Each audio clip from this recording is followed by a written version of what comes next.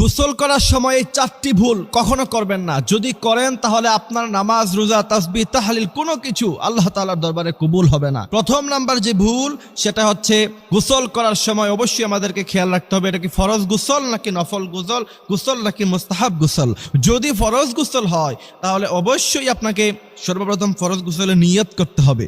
দ্বিতীয়ত হচ্ছে আপনাকে কুলি করতে হবে 3 বার, এমনভাবে কুলি করতে হবে যাতে করে আপনার মুখের পুরো অংশটা ভিজে যায়। এরপরে নাকে পানি দিতে হবে, হালকা করে একটু নাকের ভিতরে পানি নিতেও হবে টান দিয়ে, আবার বেশি জোরে টান দিবেন না তাহলে মস্তিষ্কে পানি ঢুকে যেতে পারে। তারপরে হচ্ছে গোটা শরীর, চুলের একটি অংশ, নাভির ভিতরের অংশটাও যেন শুকনা না থাকে সেই ব্যাপারে খেয়াল রেখে সম্পূর্ণভাবে শরীরটা ধৌত করতে হবে, তাহলে ফরজ গোসল আদায় করা হলো। দ্বিতীয় নাম্বার হচ্ছে গোসল করার সময় যে ভুলটা আমরা সাধারণত করি সেটা হচ্ছে সম্পূর্ণ উলঙ্গ হয়ে পড়ি আমরা। বিশ্বনবী সাল্লাল্লাহু আলাইহি সাল্লাম এটাকে কঠোরভাবে নিষেধ করেছেন।